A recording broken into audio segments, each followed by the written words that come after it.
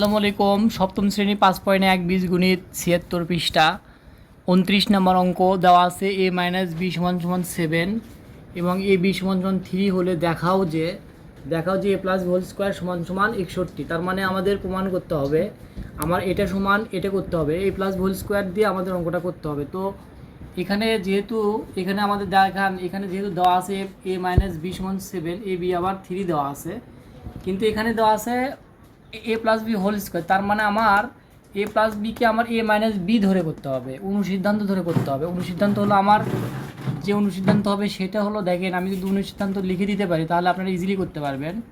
তো আমরা এই অনুসিদ্ধান্ত সূত্র দিয়ে করব, যেহেতু এখানে প্লাস ছিল, অঙ্কের প্লাস আছে, তো প্লাসের সূত্র দিয়ে করব a + b হোল স্কয়ার। তাহলে লিখব a - b হোল স্কয়ার, এখানে +4ab হবে।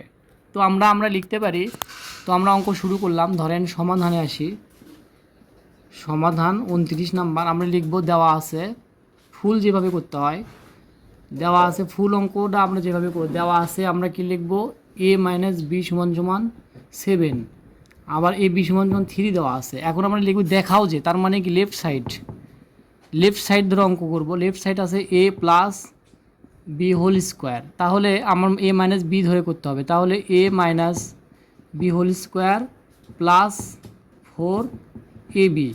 এখন a - হোল স্কয়ারের মান দেওয়া আছে 7, তাহলে 7-এর উপর স্কোয়ার প্লাস এখানে 4ab মানে কত হচ্ছে আমার, এবির মান দেওয়া আছে 3, তাহলে এখানে 7 7 হবে 49 যোগ 3 4 12, এখানে 9 আর 2 11-এর 1 হাতে পড়ে 1, এখানে যাবে 2 2 আর 4 হলো 6, আমার মিলে গেল। দেখেন অতএব left side right side should, অথবা প্রমাণিত লিখতে পারেন।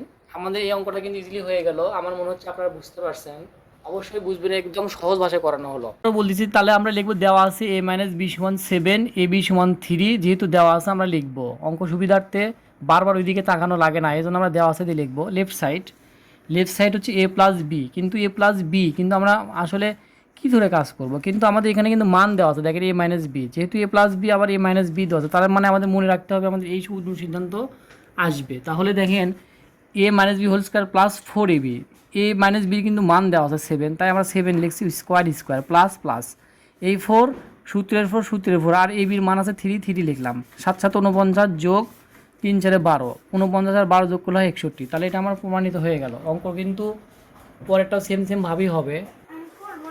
তো আচ্ছা 30, তো আমরা এখন দেখেন 30 নম্বর a + b = 5, a b = 12 হলে দেখাও যে a² + b² = 1। তো এটা হলো 30 নম্বর অঙ্ক। এখানে হলো 5.1 30 নম্বর অঙ্ক। আমরা আগেরটা যেমন করছিলাম a + হোল স্কয়ার ছিল, কিন্তু এখানে দেখেন a² + b² আছে, এটাও কিন্তু অনুসিদ্ধান্ত, এটাও অনুসিদ্ধান্ত দিয়ে করতে হবে। তাহলে এই অনুসিদ্ধান্ত হবে কিসের, দেখেন এটার মান দেওয়া আছে কি, এখানে মান দেওয়া আছে a + b, তাহলে a + b ওই অনুসিদ্ধান্ত দিয়ে করতে হবে, কারণ এটার কিন্তু অনুসিদ্ধান্ত দুইটা আছে, একটা a + b, তাহলে a + b যদি হয় তাহলে -2ab হবে, আর যদি মানে আরেকটা অনুসিদ্ধান্ত আছে, যদি a - b হোল স্কয়ার হয় এখানে, তাহলে +2ab হবে। এই অনুসিদ্ধান্ত দিয়ে আমাদের অঙ্কটা করতে হবে। তাহলে আমরা সমাধানে চলে আসি।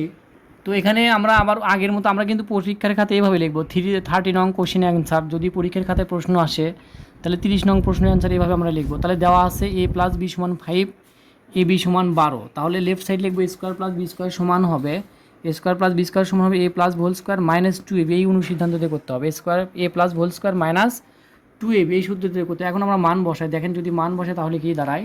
তাহলে যদি আমরা মান লিখি, a + b এর মান কত আছে 5, তাহলে লিখব 5 এর উপর স্কয়ার -2ab, 2ab এর মান কত আছে, 2ab এর মান আছে 12। তাহলে এখন দেখেন 5 5 25, 5-এর উপর স্কয়ার করলে 5 গুণন 5 হয়, 5 গুণন 10 হবে না, কিন্তু স্কয়ার মানে ওই সংখ্যা গুণন ওই সংখ্যায় হয়। তাহলে কত হয় 25, 25 -12 দুগুণ 24, তাহলে 25 থেকে 24 বাদ দেন কত আসে 1, তাহলে কিন্তু আমার এই 1 মিলে গেছে। আমরা লিখতে পারি অতএব লেফট সাইড সমান রাইট সাইড শুড, অথবা প্রুফ SHOULD শুড, অথবা প্রুফড, অথবা প্রমাণিত, যাই যেটা খুশি সেটা লিখতে পারেন, কোনো সমস্যা নাই।